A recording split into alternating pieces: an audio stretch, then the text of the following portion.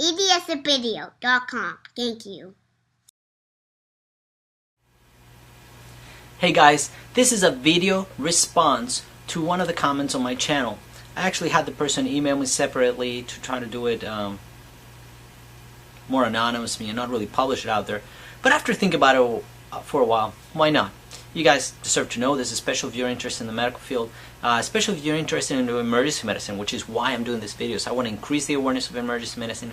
I want kids who are thinking about going to medicals or already in medicals who fall in love with emergency medicine because hopefully I was an influence and you liked the way I am, the way I love medicine, the way I love emergency medicine, and hopefully encourage you to go there and do that. So this question was, how much do you make? How much money do you make?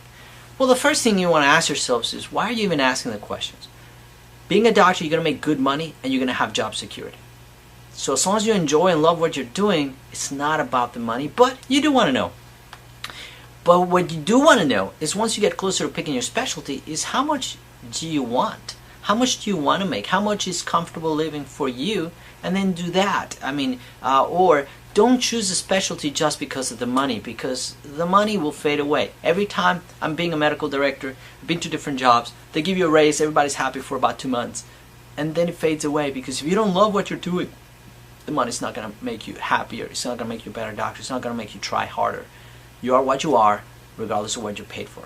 Now, if you work hard and you love what you're doing, you should get compensated, and you should pick the specialty that will lead to that kind of lifestyle that you like.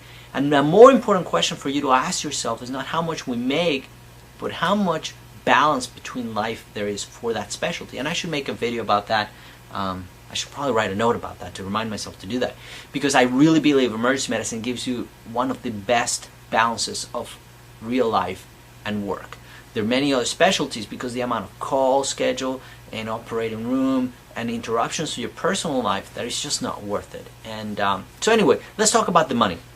How much do doctors make? Well, I found a website inside of Time Magazine. I'm going to shoot a picture and put on, kind of like blur this out so you can see where I got it from. And they did a study of 25,000 doctors. This was 2010, so it's a little outdated. There's been some changes to it. But they would survey 25,000 physicians. And the earnings went from as little as $156,000 per year.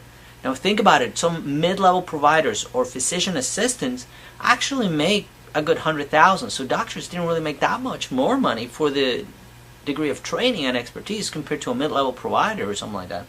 So 156,000 for a pediatrician. They were the lowest makers, and as high as 315,000 average for radiologists and orthopedic surgeons. These are the ones who are going to make a lot of money, especially if you are a specialist on that field. For example, an interventional radiologist, or you're a back surgeon, you're only an ankles and foot doctor. If you specialize in your procedures are high billable codes, and you make a lot more money.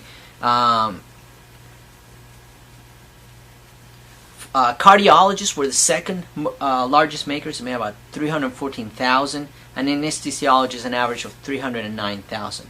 Again, these are averages. Okay, these are across the whole United States. So your particular state might be much better, and this is something you should know too. Where do you want to live if you want to make more money, or where you want to have more job security or less lawsuits? For example, if you go to Florida, they have a 3 strikes you're out rule. If you go to a lawsuit and you lose 3 times, you lose your license in that state.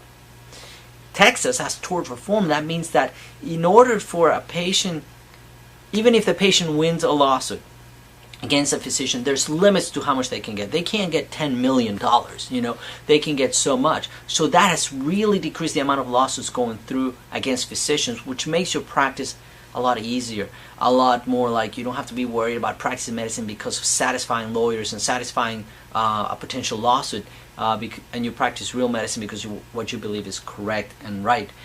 Anyway, I'm digressing from what we're talking about the income. It says here that not a lot has changed in the last few years, but however, radiologists and orthopedic surgeons saw about a fall of 10% in the average income in 2011. General surgeons experienced the largest drop in about 12%, and that might have to do with Medicare and government changes in terms of the way they pay Medicare patients. If your practice is based a lot on Medicare patients and because of Obamacare and everything else. And ophthalmologists actually saw a 9% increase in the average income. And pediatricians went up by 5%. This is a good thing I saw this. Despite their sizable salaries, only about 11% of their doctors consider themselves rich, which survey authors attribute to physicians' high debt and expenses. Most kids who leave medical school, you're going to leave medical school with a $200,000 or more loan just for medical school alone. If you have another $100,000 from college, that's $300,000 in debt. To be making $200,000 a year, you got to ask yourself, is it worth it? Obviously, my opinion, of course it is. You're going to practice a very satisfying career, you're going to make good money, you're going to have job security. So keep on, and regardless of how much it costs you in terms of the loan, you will pay it off eventually. So I would just go ahead and forget about the loans, take them, go through medical school and do it. But about 51% of all physicians and 40% of primary care physicians said that they thought they were compensated fairly. I totally agree with that. I get compensated more than enough, more than I deserve. Do I want